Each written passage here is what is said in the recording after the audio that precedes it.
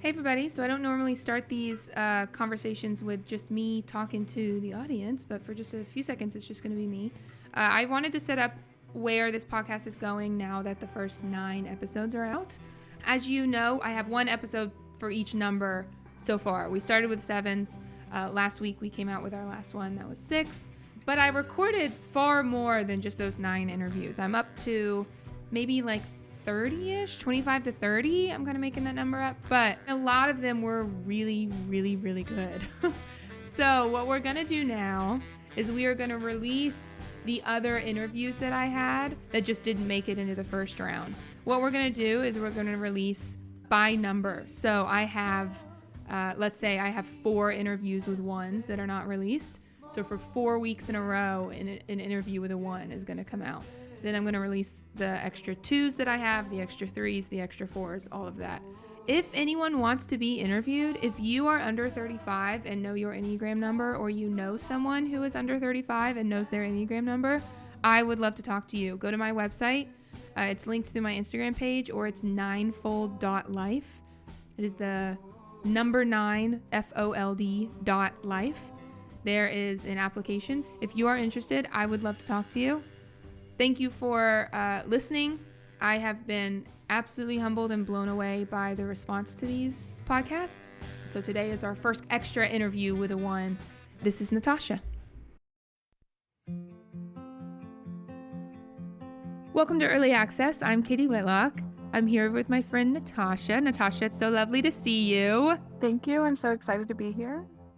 Natasha and I actually met in Joey Shuey and Billy Shuey's Enneagram for the Modern World cohort. That's the name, right? Enneagram for the Modern World. So we were in a cohort this past year together.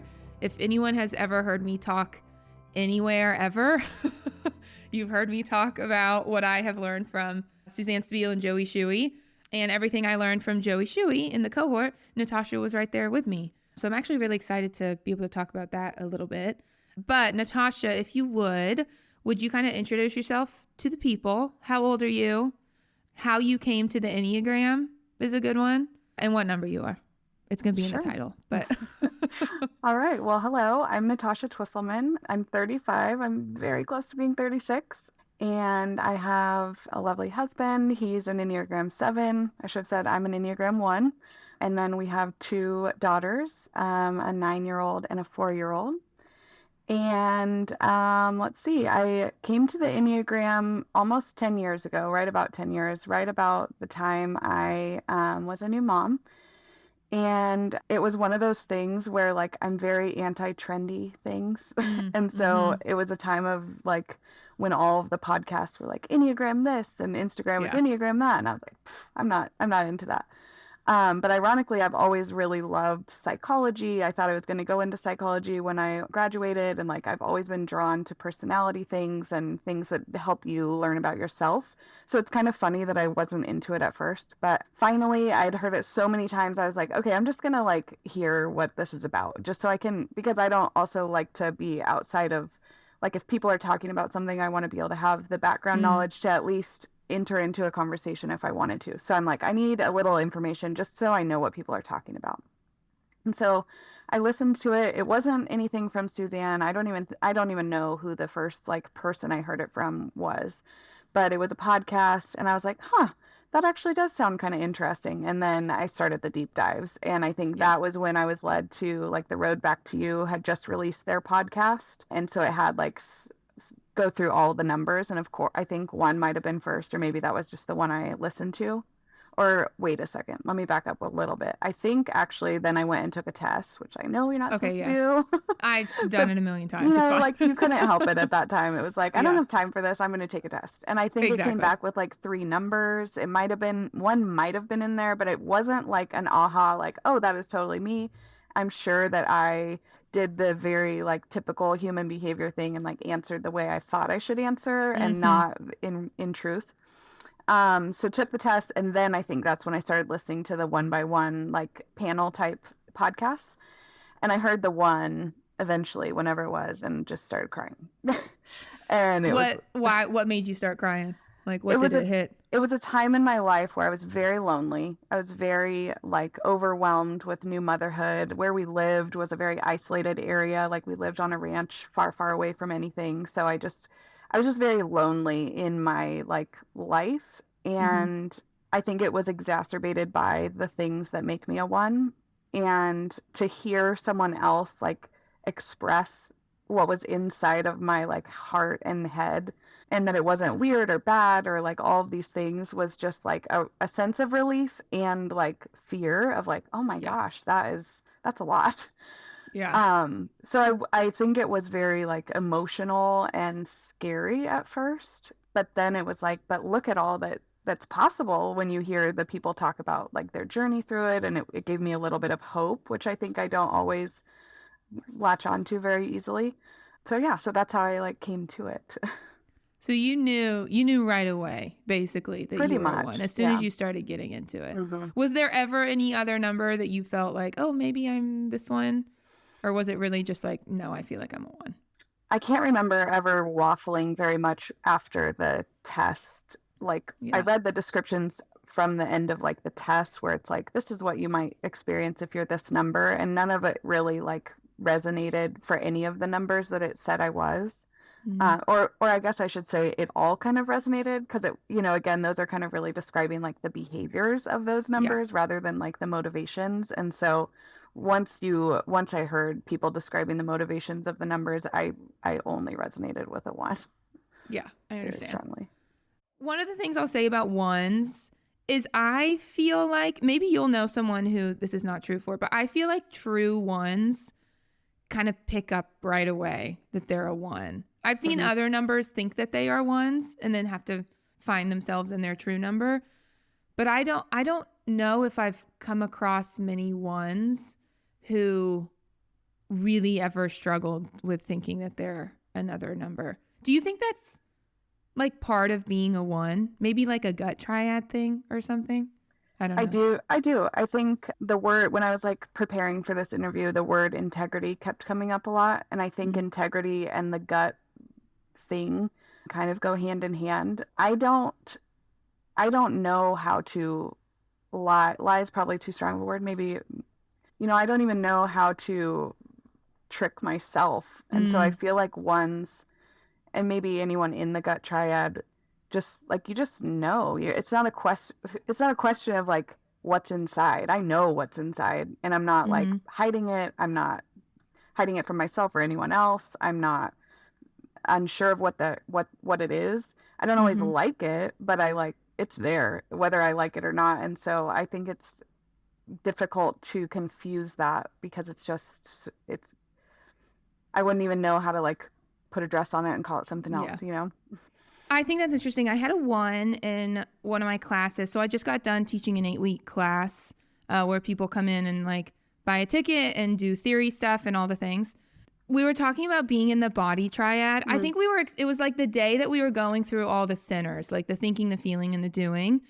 And it's really hard to explain the intuition of eights and nines and ones to mhm, people who don't have it and to people who think they do. Because especially like sixes will call themselves very intuitive, right? mm, And I do think they're intuitive. I just think they're talking about something different. mhm.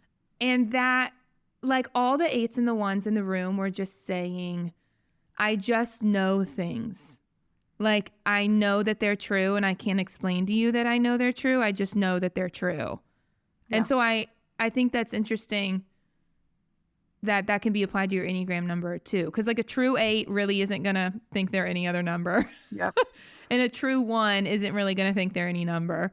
Yeah. Nines, I think it's complicated because, they're in the body center, but they run away from it as fast as possible. But Right. 8s and 1s, like I don't think they mistype really. Yeah. I agree. What does it feel? Do you have any words for what it feels like, that intuition? Or is it unexplainable, do you think? I was trying to think about that too, leading up to this. Like it really is. I'll tell you this. I remember being in first grade, so little. And I remember my mom told me, because it was like the first year you're away from your parents, like you go to lunch, you're there the whole day at school and, all these things. And I was nervous. I was like a very introverted, shy little girl. And she just told me, like, if anything ever feels like bad in your belly, like listen to it. Hmm. And I vividly remember that to this day. And it's ironic because she's a 6, so she's not as, she's not in the body Yeah. triad, but somehow she Yeah. knew. And like my body has always been that like compass that I couldn't always explain, but has almost always never been wrong, if that makes Yeah. sense. And like my Yes. husband and I will be walking down the street and like it doesn't have to do with judgment so much. And I think he's a 7, so sometimes he's like, stop judging people, and it kind of feels like I might judge someone like, ooh, that situation or person looks a certain way. Mm-hmm. But it really is coming from my belly. Like my body is like giving me a sensation that is guiding me to act a certain way. Mm-hmm. And I can't always explain it. And he's come to learn to trust that because it To just, yeah. generally checks out. If we like Yeah. go against it at his beck and call, like then something else happens. And I'm like, I told you that I knew. I don't know how I knew, but I just knew. And that has served me my entire life. So yeah, it is very inexplicable. And in fact, as we were going through the cohort, that was one of like the biggest takeaways for me as a 1 was learning to differentiate between gut feelings and emotion feelings. Because Talk more about that. I feel like for most of my life, up until age 35, I like thought they were the same thing. Oh. Like, Yep. I could not separate the fact that like sadness did not come with a body feeling. I didn't realize that they were 2 separate things. Does it not? Like sadness, I'm thinking like sadness makes your throat close up, right? Makes your nose start to run. Like, so like what's the difference in having that when you're sad versus like the body emotions that you're talking about? But like sadness is a feeling in your heart, and your body responds and reacts to the feeling in your heart in a certain way. Anger is a feeling in your body, in your like heart or your mind or whatever, and then your body reacts a certain way. And to me, before I could differentiate these two, like it was all one thing.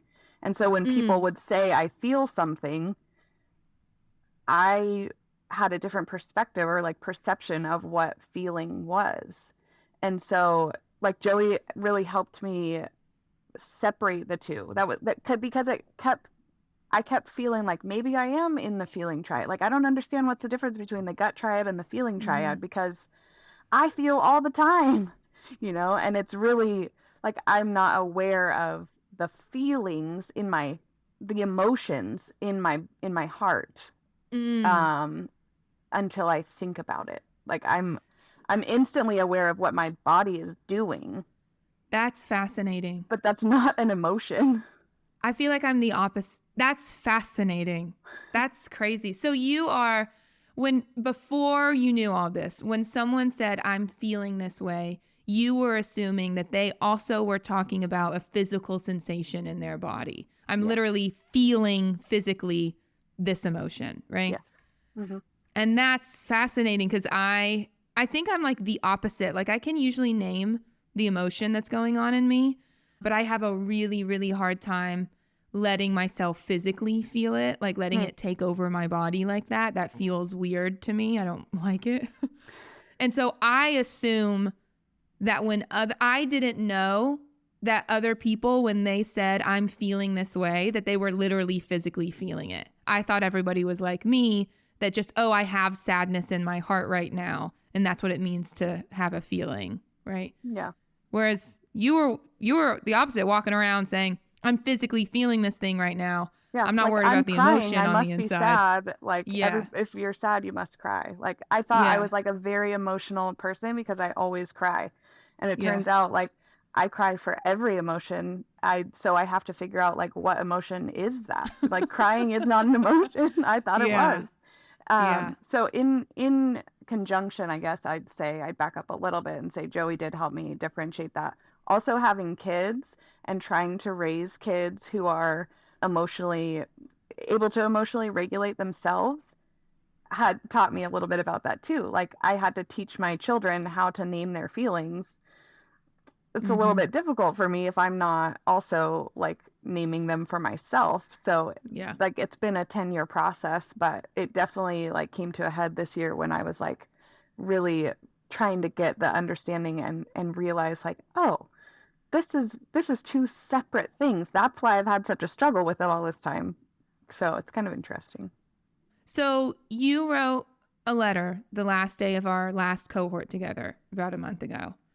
Can you kind of walk everybody through the letter and like why you wrote it? Because I feel like that's connected to this. I know it also was a little bit connected to like the thinking repression stuff of a one, which we can get into. But can you kind of walk everybody through like what you did and what you said and like why that was important for you? Yeah. So let me see if I didn't prepare anything on this, so you might have to That's help okay. me out here. Do you want me to say what I remember about it? Sure. Yeah. So what I remember is that, was it the last day? Yeah. Was it like the Saturday? Yeah. Mhm. So for anyone who doesn't know, if you do these cohorts with the Stabile family, it's half of Thursday, it's all of Friday, it's all of Saturday. So our last time together, Natasha comes in Saturday morning and says, did you call it a letter? I have something to read for I just everybody. wanted to read. Yeah, it was actually a journal entry that I like It made was a that journal morning. entry. Yeah. Great. So you said you like woke up really early. You had this thing on your heart and your mind, right? You needed to get it down. You wanted to write it for everybody. And the reason I bring it up now is just what I remember from that was that you were so clear about when you were thinking something versus when you were feeling something as a one, because you've said before, I used to feel like I was thinking something, but what I know now, I was just reacting to an emotion I had. Mm-hmm. And like the way that you wrote so clearly about the difference in those two things was phenomenal to me. And also I thought it was really cool because I'd never heard a one be able to separate their feelings so cleanly from everything else. Because I do think feelings get really swirly for ones, right? And they're hard to name and you don't want people to look at them and all the things. And to hear you be like, I felt this way, which made me do this thing. Mm-hmm. And I used to think that was logical and that I was following the rules. But what I know now is I just had an emotion and I reacted to it. Yeah. And then you walked us through all this other beautiful stuff. But that's why I wanted to bring it up. So can you talk about like what that realization felt like for you? Like learning that what felt like, so this is a thinking repression thing. What felt like logic to you earlier was just you reacting to your own feelings about things. Yeah. Yeah. It's like embarrassing to admit some. Yeah. So, I have know my you own know. stuff like that. I know. understand. I know you know. I'll back up just slightly, and I think I told this Yeah. story in the cohort, so you can cut it if you want. But a week before we went to the last cohort meeting, I was under some stress at work, like stressful things are going on at home. My husband and I are just like navigating a lot of changes lately, and I was just like done. Like I was feeling very stressed. Yeah. And I got in my car and I have these like 20-minute drives between work and home by myself. So that's like where I do a lot of thinking lately, thinking and feeling.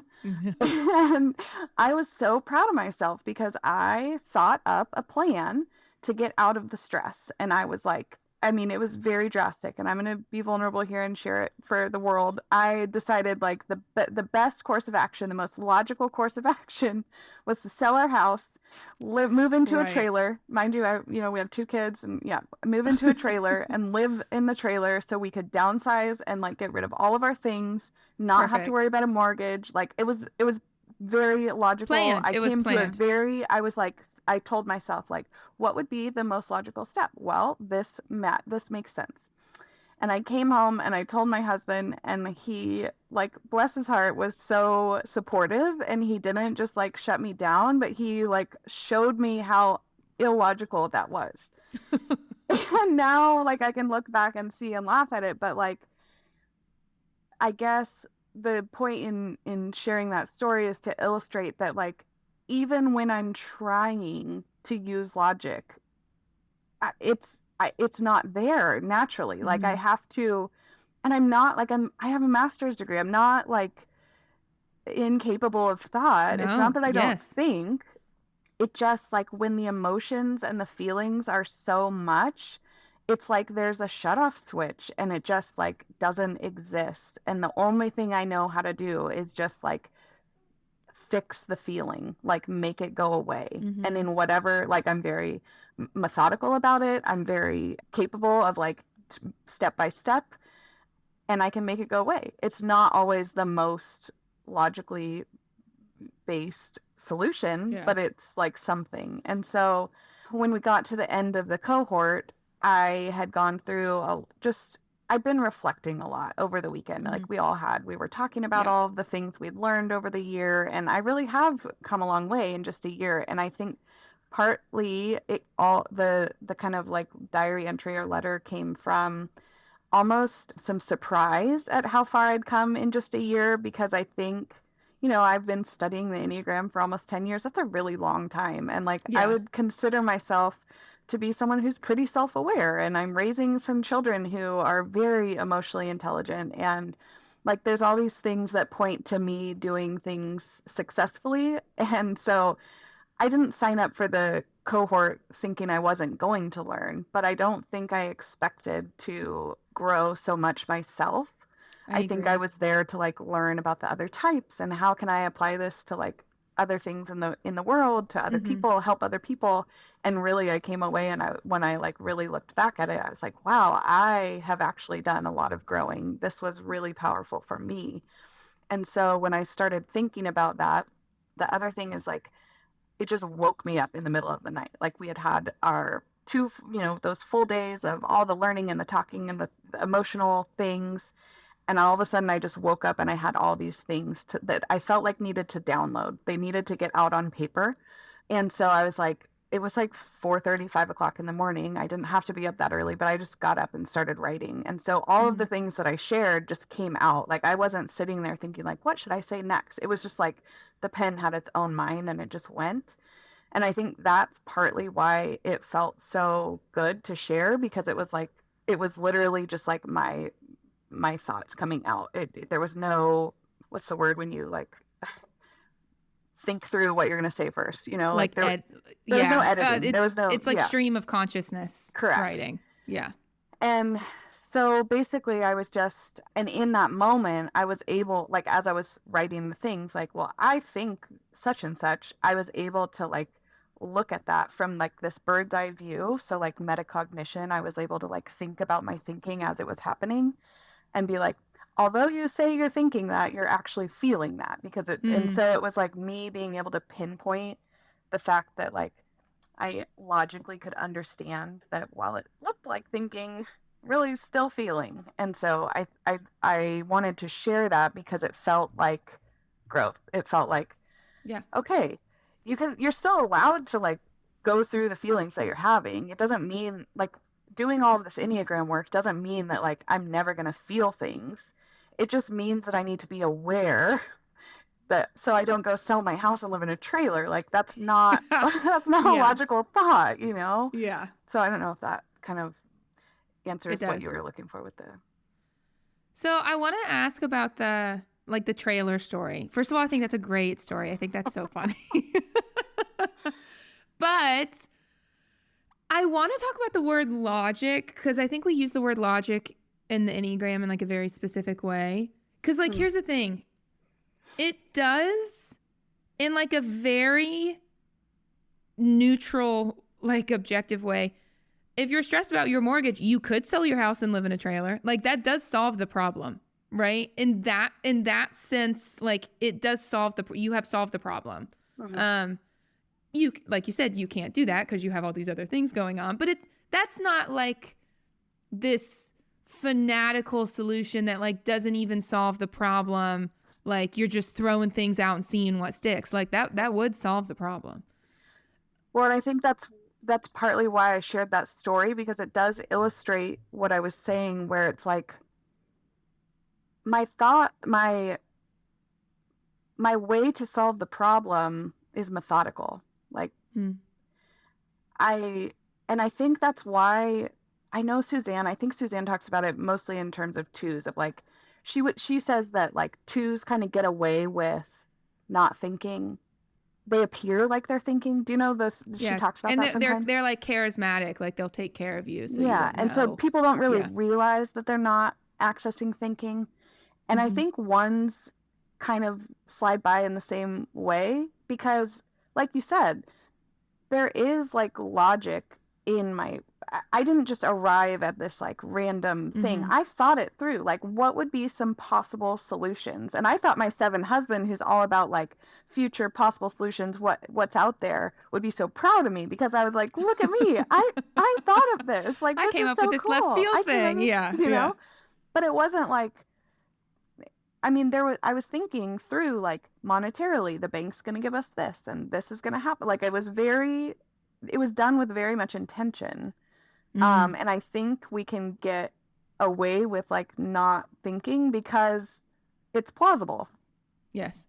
But So, okay, go ahead. yeah, yeah, no, I mean, it's plausible, but like that's not the best solution.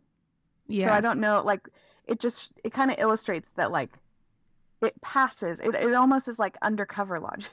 Like Yeah. it looks like Undercover logic. It's logic. like Yes. dressed up like logic, but when you really dig into it, you're like, wait a second. That is you just are Right. stressed. Take a deep breath and like next month you're going to be fine. Like that's the more logical fact-based thing. Like if you were to look at the facts are if you just take a breath and you wait for the next paycheck to come in, you're going to be fine. You're going to be fine. But Yeah. like in this moment today when I'm very stressed because we're present focused, it's very hard to like get out of that present moment. And so like it's You're unlocking something for me. So let me connect this and then see what you think about it. Okay. okay.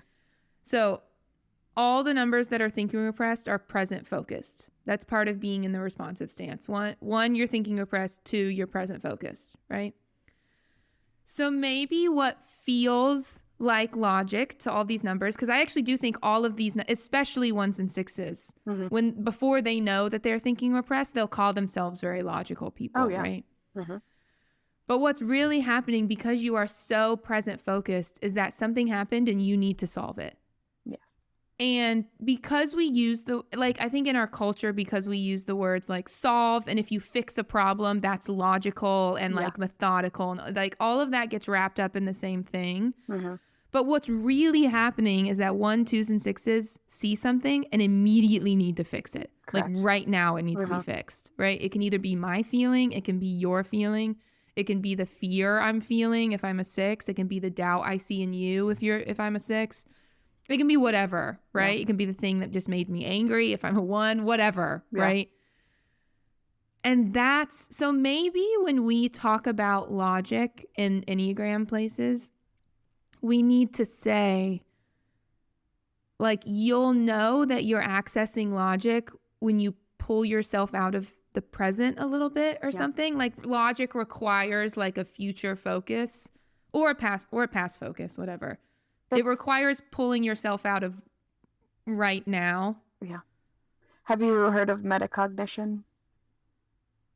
Is that what you're talking about? Like the thinking about your thinking? Yeah. So it's a practice, like, and I learned about it a long, long time ago, and it's become like it's actually the thing that I think you're talking about is being able to stand outside of yourself, whether it's future, present, past. Like it doesn't really matter what the orientation to time is. It's just coming outside of it.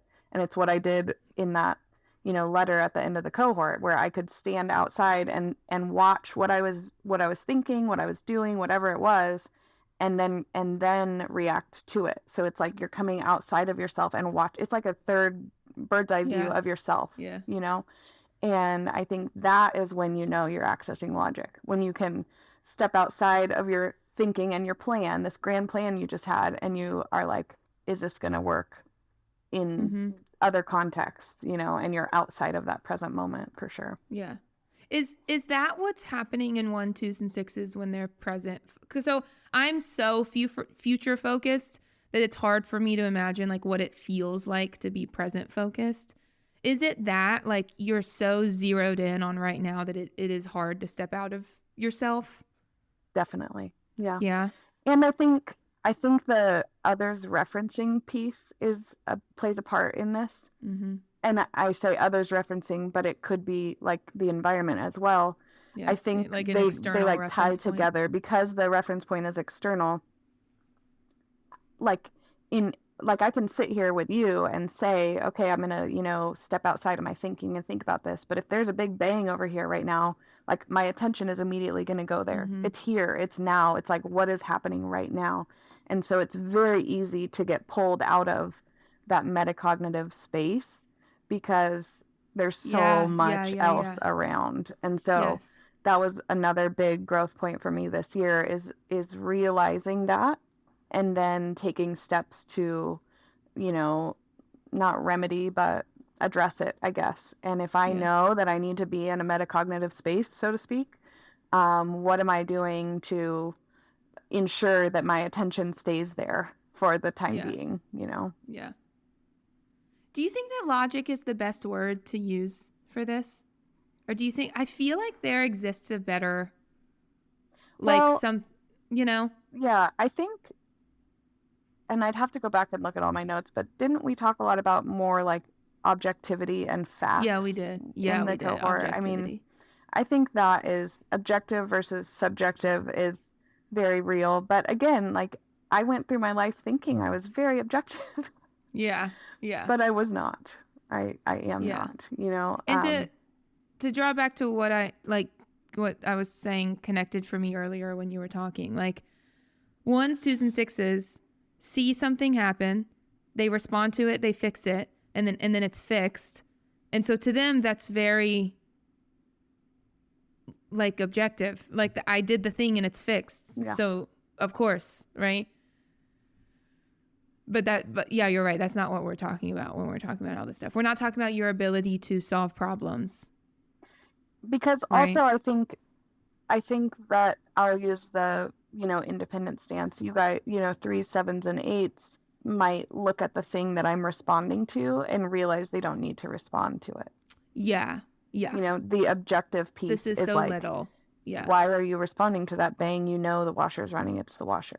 Where I, like, because I'm subjective, being like, I'm reacting to the feeling instead of being able to, like, stop. I can decide to be more objective. I can put that, like, pause in there, but it is not naturally wired into me to, like, stop before deciding. And so I think that's the difference between objective and subjective in that case. Yeah, I think you're right. Okay, I want to change subjects. Is that okay? Sure. I want to talk about anger. Okay. But I actually want to talk about it in a little bit of a different way. I want to get your thoughts on this. We talk about anger so much when it comes to ones. I just feel like everybody says, whenever we talk about ones, people bring up anger all the time. That makes sense. They're in the body triad, right? I talk about my shame all the time. It's in everything I do, all the stuff. But I think this is one dependent, right? But like the ones that I know in my life, very anecdotally, I don't actually get a lot of anger off of them. When I do, it's big, right? But I don't experience ones as very angry people. Like I'm thinking of all the ones in my life. They're actually like very joyful. They bring a lot of good things into the world. Like they like to laugh when they can let go a little bit and like all these things, right? So I don't really experience ones as angry. So I guess my question is for you is like, do you think people overdo anger when they teach about ones? Or do you think it is that important to like understanding what it feels like to be a one? You know what I mean? Yeah, I do. I think that's a kind of a tricky question.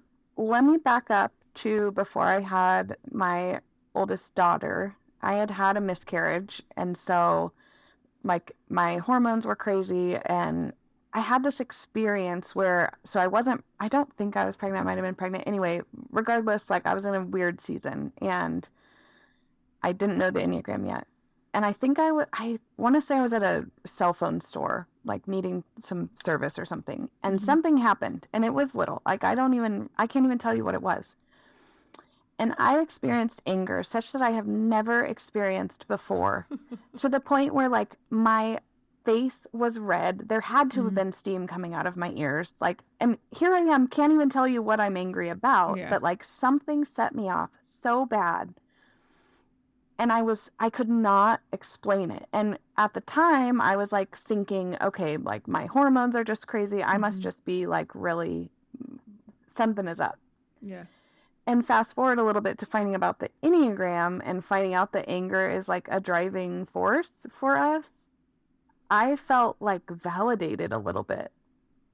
So although the anger doesn't come out very much for me, I would say, like my immediate family might say differently. Like I probably am, Yeah. I mean, we are, the worst to our people we're closest to. Yeah. I think it is there. And I hesitate to be like, no, I think we overdo it, because I think it is there. And like, I wanted to blame it on hormones because it was so bad. And I think you don't see it a lot in ones because it would be so bad for us to like just be angry all the time. Like that's like the core. It's like, I think that's why ones are why it's so hard to be a one. A lot of people at least think, because we have this like thing that is apparently driving us, anger, but we have this need to like be the best version of ourselves that we can be, and they're like constantly in juxtaposition to each other. Like you're constantly at war with yourself, within yourself, because if you were to truly show how you were really feeling, like what an awful person you would be, so I think, I don't know, that's a tricky one. How often are you angry? I was thinking about this leading up to this, and let me start by saying you asked me what I thought the definition of anger was, right? At Ooh, one that's point. answer that. I forgot I asked you that. I think you asked, like, what's the difference between anger and resentment? And so I thought, well, first I looked it up. Like, well, I don't even, like, what is the definition of, anger and resentment? And so the dictionary definition of anger is a strong feeling of annoyance, displeasure, or hostility. And then the definition of resentment is bitter indignation at having been treated unfairly. And so I started like playing around with these and really thinking about it further. And I think what I landed on from my experience is that anger is a feeling that bubbles up. Like it's just an immediate reaction to something. The same way that sadness or happiness or, stress is. Like it's an immediate reaction is how I feel. Whereas resentment is almost a choice, and I feel like it's fed. And so for me, like anger is just another like part of the day. Like I don't think that I am angry all the time, but I think I have easy access to anger. Okay. And I think that like when things happen, I am going to immediately react some way. And so maybe that is, I don't even know if it's a gut triad thing or just a one thing, but like because I'm in my body, I think I'm just going to react no matter what it is. Yeah. And I don't know that all the types will do that. And so it feels like we have more access to the anger. Right. I probably have just as much access to the happiness and the sadness and the whatever. But I think because we are going to react in some way because it's just built into us, maybe it looks like we have more anger. I don't know. So I'm interested to get like a woman's take on this. So I've talked to Jeff Cook about his anger a lot. Jeff's going to be editing this. Hello, Jeff. And he'll say that anger is motivating for him. Like if he can get angry about something, it can turn into fuel for him, right? And we've talked about the difference in like shame and fear. I don't think operate like that, right? Like most numbers are trying to like either run away from their shame, maybe not fours, and then most numbers are trying to run away from their fear, right? But for body triad numbers, maybe anger actually acts as like a fuel for you.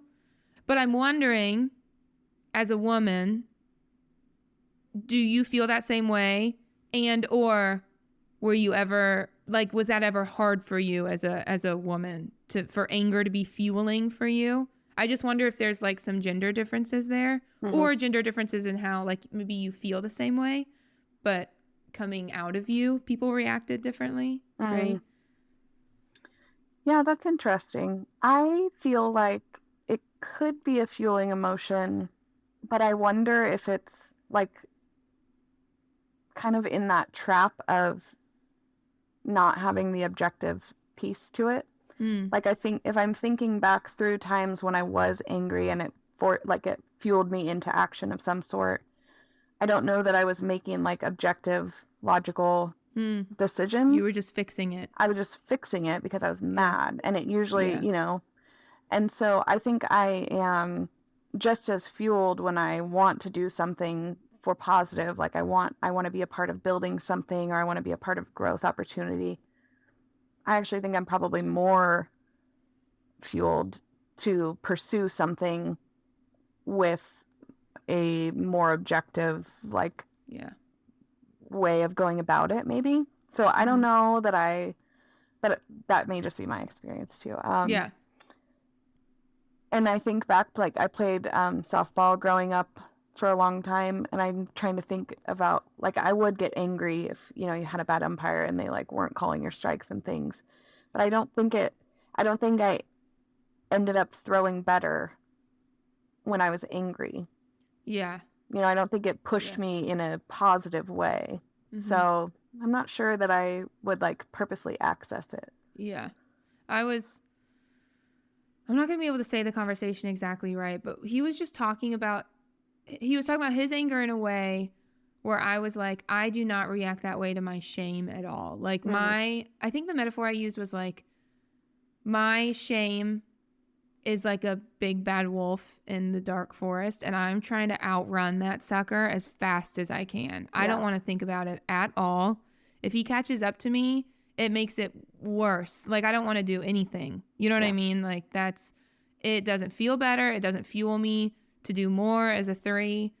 Like, well, okay, as I'm saying that, maybe in small doses, shame is very fueling because it pushes me to, but it's like you're saying, it's fueling in a bad way. Like, it pushes me further into 3, right? But when I feel shame, like all encompassing, when it's really, really big, it is not fueling at all. Like, it makes me not want to be in front of anybody. It makes me not want to talk to anybody, all the things. Well, and I think too, if we go back to the idea that there's like anger and resentment, if I get too deep in anger, so I also kind of differentiated, like, I'm pretty sure I mostly feel anger at people, like someone did me wrong in some way, and so my anger, like, is it's caused by a person. Yeah. And I feel resentment at, like, systems and things I can't control. Interesting.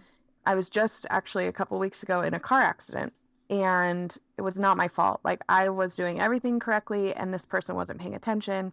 They rear-ended me at 55 miles an hour. It was awful. And in the moment, I was very angry, like, that she wasn't watching, like she was doing something that she shouldn't have done.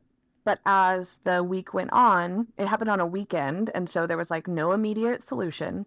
Yeah. There was no immediate contact with the insurance company because it was a weekend, all of these things. And I just got more and more tense, and I could feel it in my body and, like, all of these things. And that is resentment. And I was feeding it with whatever anger or whatever, but it was a system, because it was like, if the system weren't broken, then, this wouldn't have happened. And it just kept getting bigger and bigger and bigger. I was no longer angry. I resented the fact that, like, I couldn't get my car back. I resented the fact that I had to get a rental car. Like, I was not angry anymore. It was beyond that, and it was a different situation, and it had nothing to do with the girl anymore, And so I think, like, I think anger is normal, just like any other emotion, sadness, happiness, whatever. But I think if, like, for me at least, if I let it go on too long, and it builds into something different, that's not necessarily normal. And I think that might be what you see in, like, unhealthy people who are, like, more unhealthy than others, is, like, I think you see resentment or different versions of like bad anger, because I don't think anger lasts. I think I agree with you. When I hear other numbers talk about their anger, 8s and 9s, like, it's up and then it's gone, right? It flares and then it's gone, whereas 1s have this thing, and we're calling it resentment, that they're holding on to. And right? I think that is affected by being on the right side of the circle. and that judgment piece. Like I think Mm-hmm. I think anger plus judgment ends up equaling this resentment because I'm judging something. I'm like having Mm-hmm. an opinion on how it could be better and why they don't do that. You know, it's all these things. It's this Yeah. subjective view of whatever it is. I think that's great. I want to talk about a difference in 1 and 3 to like illustrate 1 a little more because Mhm. I think it's really interesting.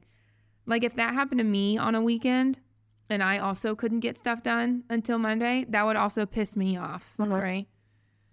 But the part where you said I am resentful of systems, like that does not connect with me. I'm just mad that I can't get the thing done that I wanted to get done. Mm. I'm not, it feels like too much energy to then apply that to like the whole police system and the whole government system, all that stuff. Like that feels like too much. Mhm. I'm just pissed off that I can't get my stuff figured out, Yeah. right? I would like to get my stuff figured out. But is it like very systematic for you? Like, does that also involve getting mad at the whole system as well? Like the justice? I'm hearing like some justice thing in there.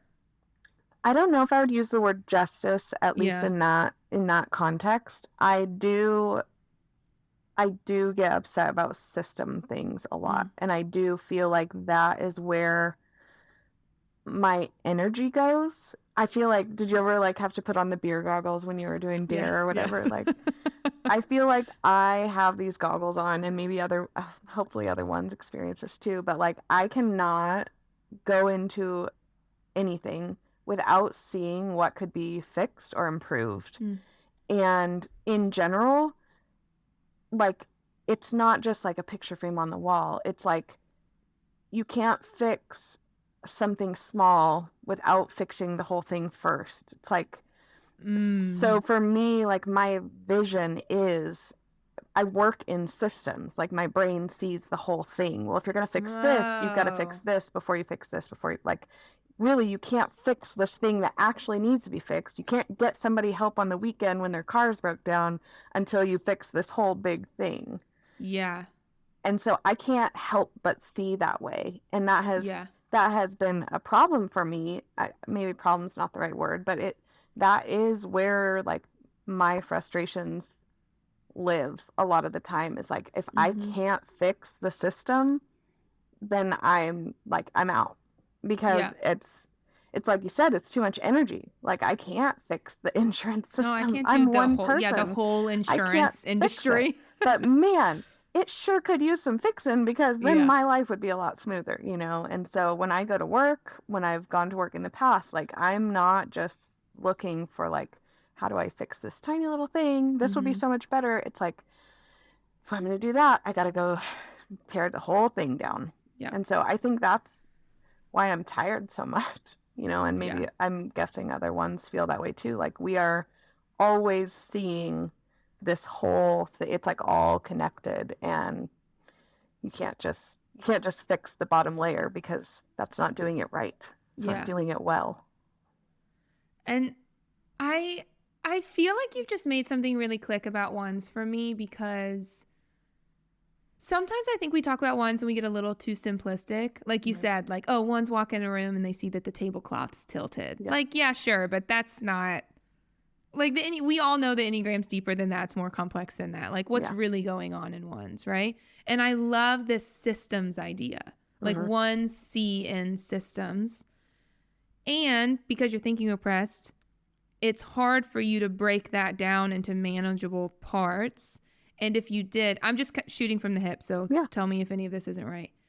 And because you want to do things well and right, fixing just one part isn't good enough.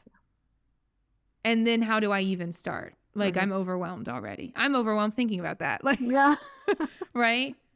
Yeah. That's so I have another one friend from the cohort I did before Joey's. And she's a doctor.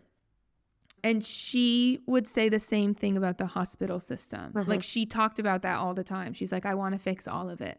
And I can't. And that makes me mad. And so then I go to work angry and I'm angry for my patients. Yep. And you've just made it click for me. Yeah. Like she couldn't help but see All of it. Mm-hmm. All of it. Yeah. I am a teacher by trade, and that's like, I'm taking a break from education because of that exact thing. Like, I couldn't go into the classroom and do like these little things, working with each individual student, because knowing that all of these things within the system are so broken and so messed up, and I don't have the ability or the wherewithal to like go fix it, No single person does, right? Right. Well, and then, I mean, this is just like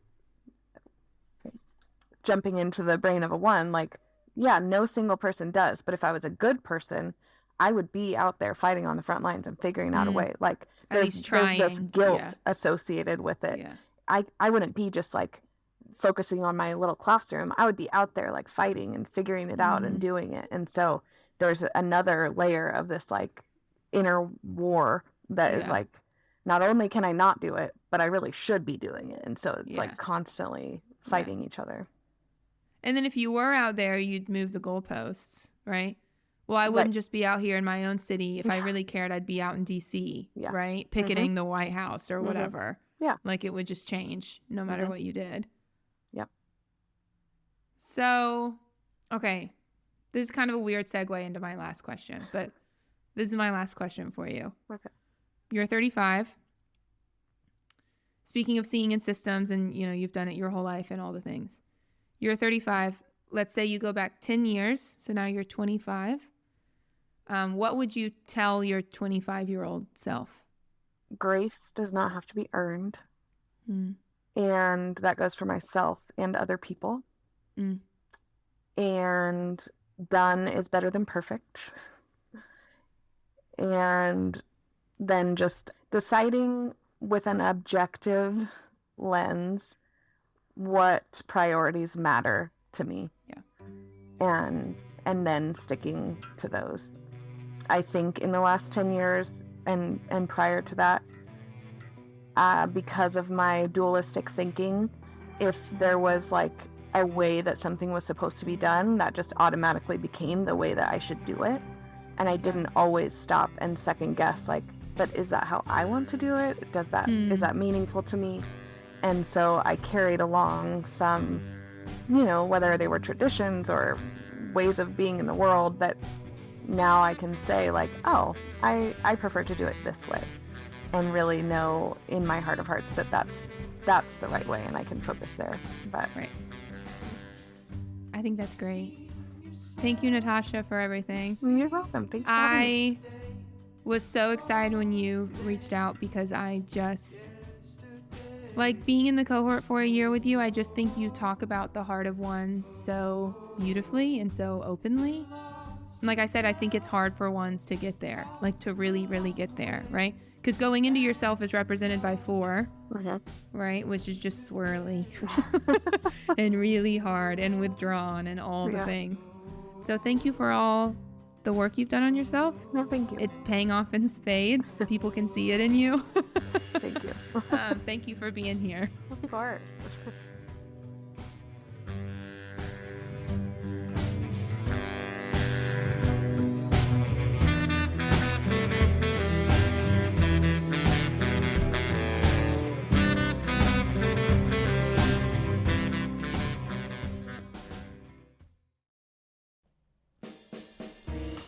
Hey friends, it's Jeff. We're entering a new season. We have started 4 new podcasts on this channel and are working on our second book and hoping to elevate more voices in the Enneagram world over the coming year. If these episodes are important to you, there's 3 things you can do for us. First, you can buy a copy of our first book, Around the Circle, on Amazon for yourself and your 10 closest friends for Christmas. Second, you can review that book or our podcast with a note, 5 stars. This really helps people find our feed.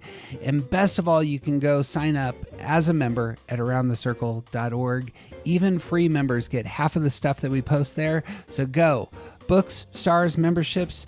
This will allow us to create great content for years to come. Appreciate all you all. Appreciate your notes of encouragement, and may all good things be yours.